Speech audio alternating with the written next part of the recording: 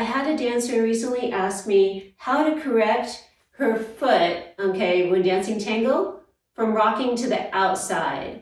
And she said that she saw it more when she was doing pivots, okay, molinetes, ochos, but basically throughout the dance. And it did get worse when wearing heels, okay. Watch my tips for tango shoe shopping to make sure your heels are not too high for the ability of your ankle and foot strength and range of motion, number one. And then number two, you have to train your foot to maintain stability, okay, so it doesn't go to the outside. One of the main things feeding into this compensation that when you look at my Tango Video Analysis videos, you'll see a lot of followers in particular, some of the leaders do this too, is when they get off balance, they rock to the outside of their foot, okay? Loss of balance, the body will rock to the outside of the foot. So the first thing to practice would be standing on one foot for at least 20 seconds, and you don't want your legs touching, okay, because it's easier. So you want to maintain good upright posture so you're not sinking down. You're pulling your stomach in, you are lifted up through the standing leg, not letting it drop out to the side. Your legs are not touching and you hold it for 20 seconds each side without rocking to the outside of your foot, all right? So you want your foot being really stable, and once you do 20 seconds without any wobbling going on, try 10 more seconds with your eyes closed. It's much more difficult, but how many followers dance with your eyes closed? Do we dance in dark environments? Right? If your eyes are closed and you can balance for at least 10 seconds, your balance will be much better in general. Okay, so that's the first thing, is to work on your balance. Once you get good doing this in flat feet or sock feet, put on your tango shoes. Yes, your tango shoes, whatever heel height that you're wearing, and try the same 20-second balance in your tango shoe and 10 seconds eyes closed, okay?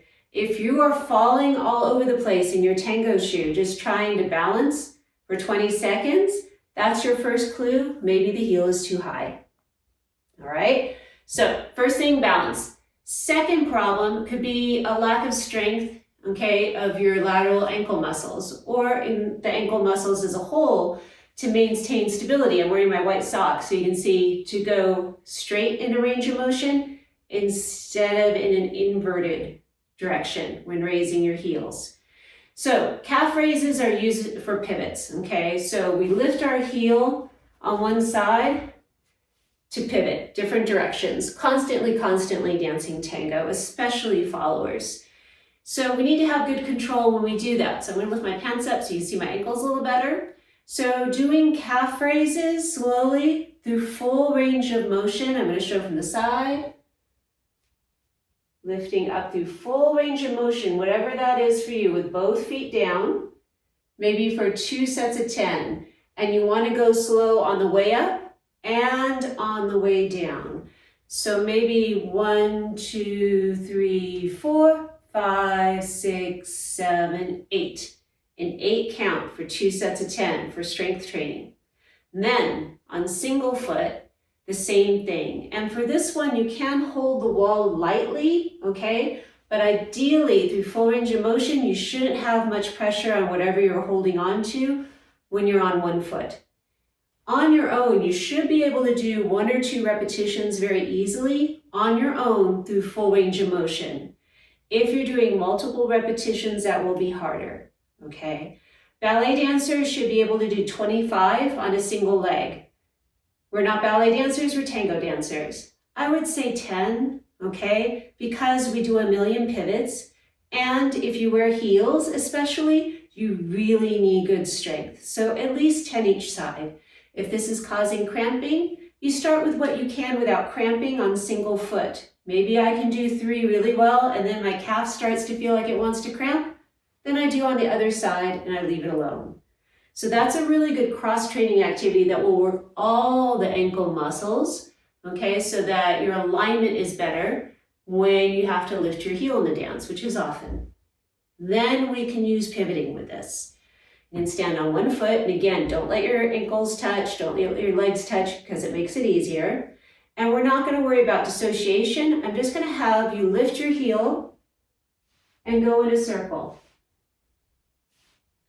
Keeping good hip, knee, foot alignment. And as you lift the heel, you want to keep the weight over the pad of your big toe and not let the weight go over the side. Okay, so you don't want to be going into this range of motion. That pad of big toe leaves the floor. Pad of the big toe stays down as I lift my heel and pivot clockwise and counterclockwise. So when I pivot, I'm not moving my body first and wrenching my knee. I'm moving as one unit. The whole thing, keeping really good alignment. Both feet, left and right, clockwise, counterclockwise with control. Then, tango shoe on, same thing. If you're wearing a high heel, you should be able to do one circle each direction very easily on your own. If not, maybe the heel is a little bit too high. Just go down a little bit. If you're in a 3-inch heel, go to a 2-inch heel. Okay, no big deal. All right, so that is for strength and for range of motion. And there's one last cross-training exercise that could help. Okay, ankle inversion, eversion. We're going to be working eversion, which is going outward. So as I go into eversion, you can see my toes are slanted, or my forefoot slanted a little bit this way. And then with inversion, I slant the other way. Inversion is what we're trying to avoid, so we want to limit that range of motion. So I'm only going to go a little bit inward, mostly outward with this exercise with the Theraband. So I'm going to show you with my foot out here, and you can loop a light Theraband. Okay, so light resistance is going to be yellow or red, and you're going to loop it around your forefoot, and your foot is not pointed or flexed, so I'm not flexing up all the way, I'm not pointed down all the way, I'm somewhere in between. And then my other foot is anchoring the Theraband. Now, the foot that's used as the anchor, this is this side. Be careful it's not in that inverted position, that your ankle is straight. So the one that's moving can start in a little bit of inversion, and then I'm going to move just the forefoot outward. So my leg does not move, and it's a slow motion. And it's not going to be really big. Here it is from the side.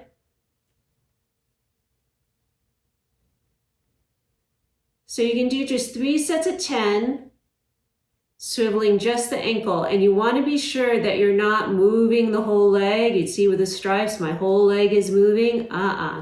This whole thing stays still. The motion, think of it happening just at the forefoot. The ankle will move a little bit too, but if you think of moving just your forefoot, you'll be doing the range of motion correctly. Again, 3 sets of 10 each side.